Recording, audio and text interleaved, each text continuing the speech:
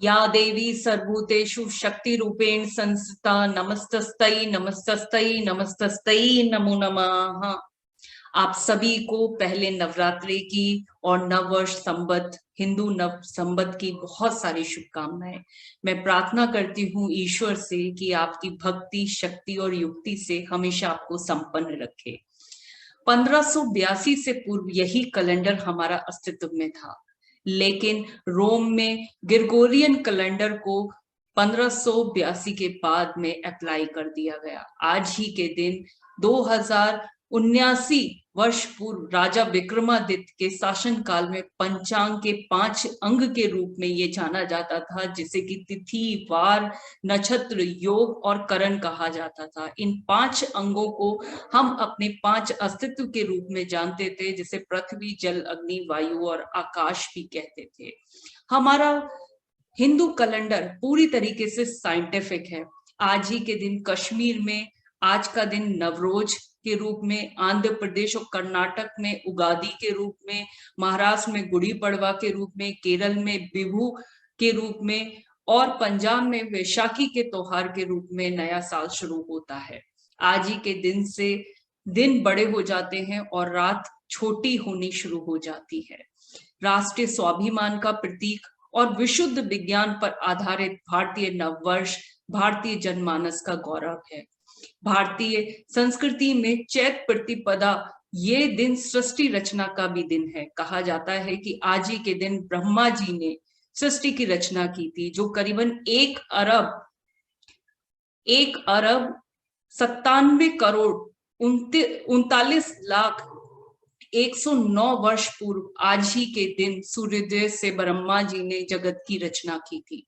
विक्रम संवत का पहला दिन उसी राजा के नाम पर संवत प्राप्त होता था, जिसे राज्य में कोई चोर ना हो, कोई अपराधी ना हो, कोई भिखारी ना हो और वह राजा चक्रवर्ती होना चाहिए था। सम्राट विक्रमादित्य ने इसी दिन राज्य स्थापित किया था। प्रभु श्री राम का लंका विजय के बाद में अयोध्या में आज ही के दिन अभिषेक हुआ था। भक्ति के 9 दिन अर्थात नवरात्रि का पहला दिन भी आज ही के दिन से शुरू होता है। प्रभु राम के जन्म दिवस रामनवमी से पूर्व 9 दिन उत्सव मनाने का पर्व है ये। गुरु अंगद देव, जो कि सिख परंपरा के द्वितीय गुरु थे, उनका भी जन्म दिवस आज ही के दिन का है।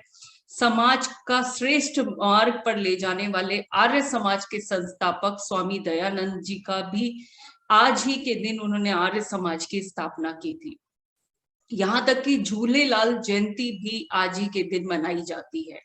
5112 वर्ष पूर्व युधिष्ठिर का राज्याभिषेक भी आज ही के दिन हुआ था।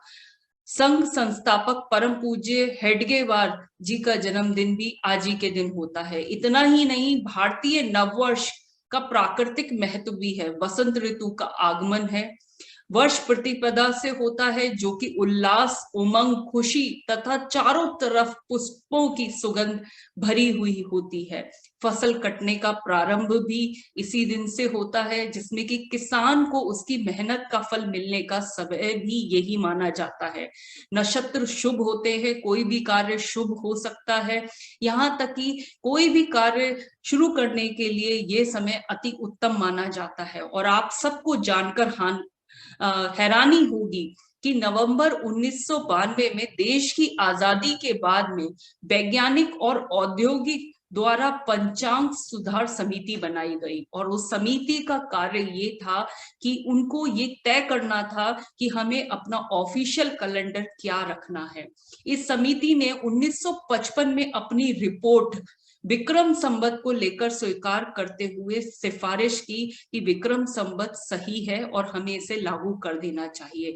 लेकिन आपको जानकर हैरानी होगी कि तत्काल प्रधानमंत्री श्री जवाहरलाल नेहरू जी ने के आग्रह में ग्रेगोरियन कैलेंडर, जो कि रोम द्वारा प्रतिपादित है, उसी को हमारे सरकारी कामकाज में उपयुक्त मानकर अप्लाई कर दिया गया।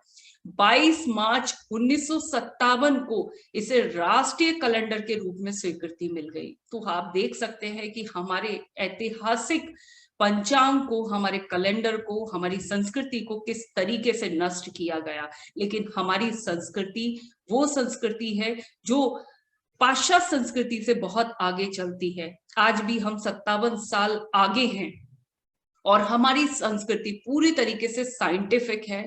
इसमें प्रकृति भी ये निर्देश देती है कि समय के साथ साथ प्रकृति पर जो पुष्प खिलते हैं, जो वातावरण में उस उल्लास आपको नजर आता है, वो हमारे इस नववर्ष में आता है।